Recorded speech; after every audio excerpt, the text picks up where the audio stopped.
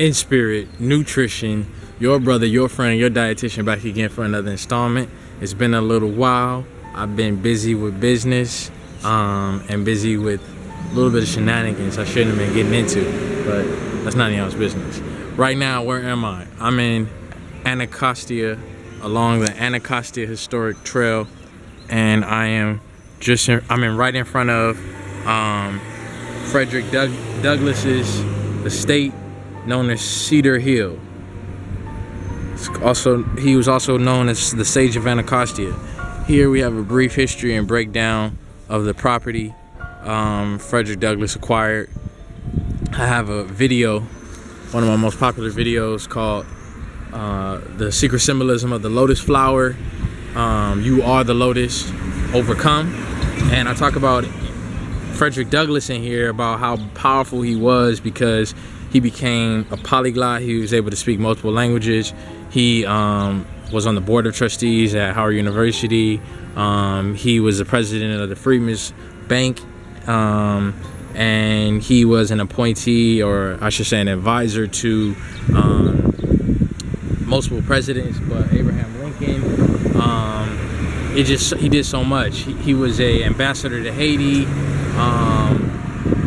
He was a suffragist. He was an abolitionist, and he came from slavery. He came from thraldom. He came from being a servant, a slave. And so he's really inspirational for anyone who's going through anything. Got the helicopters going past. He's really inspirational. He's really inspirational for anyone who wants to transform their life, because he really went from being a slave to this. This is his estate. His estate overlooks, goodness gracious, it's mad loud.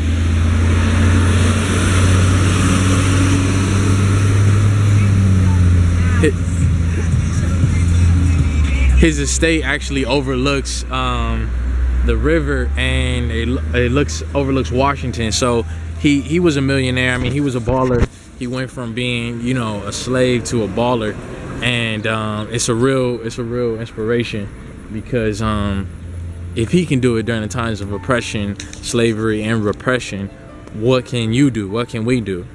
This goes for white men, black men, Hispanics, Latinos, Jews, Asians, anybody. He's an inspiration for the world. For women, he's an inspiration for the world. So if he could go through what he went through and overcome and become very educated, very wealthy, very influential, and become a giant, political and intellectual giant, what can you do? What can we do? And so I'm here to pay homage to one of my heroes, one of the greatest. You know, Malcolm X came from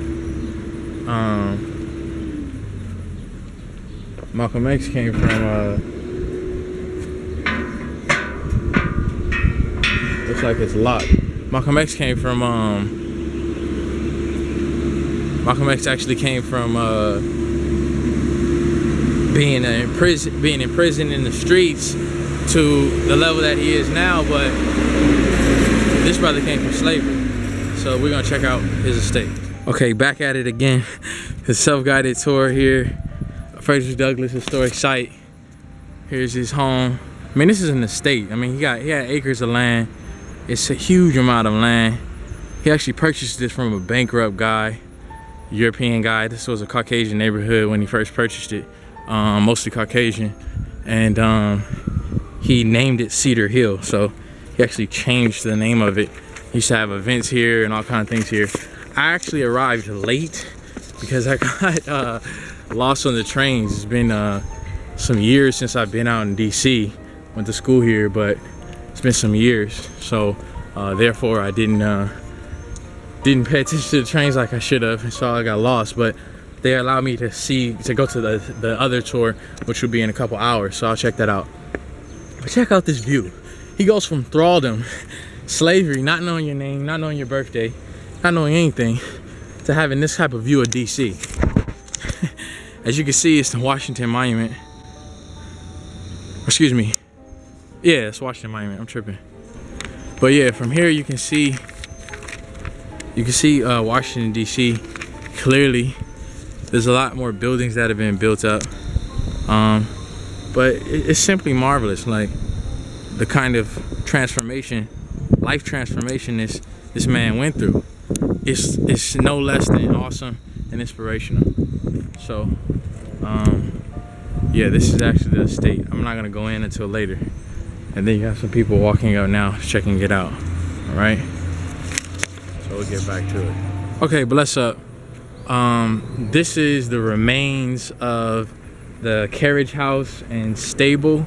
So basically, they didn't have cars, obviously, back in the day, so you had to have a carriage and stable for your horses. And so he actually had a carriage house here. And if you look back, it's like vast. It's a lot of land back there. And then here is a growlery.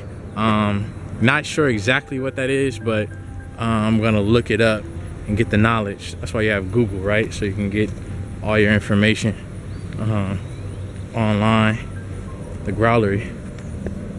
Oh, the growlery. This is what it is. It says, here stood Frederick Douglass's rustic retreat from domestic society, where he could think, read, and write undisturbed. Evoking the image of a lion's lair, he called his hideaway the growlery. It was simply furnished with a lounge, a high desk, and a stool. The present building is a reconstruction. So this isn't even the actual growlery, but he had a retreat area on his estate, the master's retreat, the growlery, where he could go into his lion's lair and study, think, study French, study the different languages that he knew and that he learned. And this is his estate. Look at the views. You're talking about Drake's views. This is views. Then you got the dang mini mansion. It's a cottage. There's some additions to the house, but you have a big, gigantic house that he had. Remember this man came from thraldom and slavery, came from the bottom. And now he has this huge, $1 million estate that people have memorialized and that people are honoring. So yeah, this is it. Now I'm gonna be able to go inside later. I don't know how many bedrooms this is, but it's really large. So he was balling, man. He was balling out. Look at that. He said, Frederick Douglass said, man is not judged by the heights from which, the man is not judged by the achievements, his accomplishments, but the heights that you climb, but you're judged by the depths from which you've fallen. I'm messing up the quote, but basically the quote is that you're not judged by your success and your achievements. You're judged by how deep you've crawled from, how far you came from the bottom. And so there's some people who had equivalents to this or big houses like this, but they didn't come from slavery, so they didn't achieve the feats that he achieved, the greatness that he achieved, right? And so also Frederick Douglass said that the mind does not get its complexion from the skin, meaning that the mind does not take its complexion from the skin, meaning that you can be whatever color, but your mind state is about your circumstances, about what you put into it, what you feed it, not about just your plain old skin color. And so there's a tour going on right now, but I'm doing my little self-guided tour, and I'm looking at things. So they're about to start just now.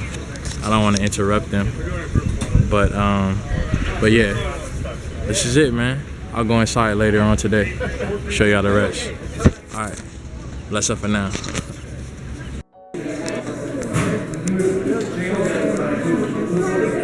All right, so we got the statue, Frederick Douglass, the youth hanging on Frederick Douglass. No, they're perfectly fine.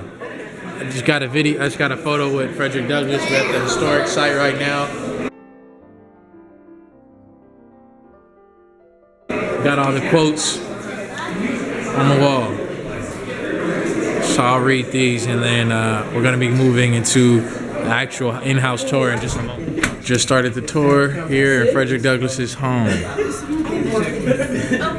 so quick little info about the house. Frederick Douglass purchased his home in 1877 for $6,500, which is equal to now about $1.5 million. He was a baller. If you came to visit Douglass during this time period, you would have stood and waited right here while his butler greeted you and would have waited until you could speak to Douglass. So you would have walked right here into the foyer of the house and you would see these first two pictures right here. This picture right here to my right is from the storming of Fort Wagner, which is depicted in the famous movie Glory. Both of Douglas's sons fought in that war and in that battle right there, and they were part of the historical 54th Regiment. They both survived the war. Douglass was a strong Civil War supporter and believed that we needed to have it in order to gain our freedom. Right here to my left is to the west parlor. So you said the sons didn't make it or did not? Did. They did. They survived. So we'll come back and see. Oh yeah, we go over here to within Douglass. So many people felt like that made Douglass a hypocrite. How can you fight for black freedom and things like that if you're married to a white woman? Douglass would often say Anna was the color of his mother and Helen was the color of his father, and he would be a self-proclaimed hypocrite if he did not marry somebody because of the color of their skin. This picture right here to my left is of Bruce K. Blank. She was the first African-American senator from Mississippi. I know he does not look like a black man, but he was. He was also a close friend of Douglass's. He wanted to be his best man at his second wedding and a pallbearer at his funeral. Here we are in the Sage's study. It's the original study. This desk, you see his glasses. On the desk is actually a copy of 12 Years a Slave, an original copy. His hat that he used to wear, his top hat there on the desk, his walking cane. He had a fireplace, as you can see. And these are his original 1,500 copies of his books. He bought the house for $1.5 million in the 1800s. So there's nothing wrong with abundance.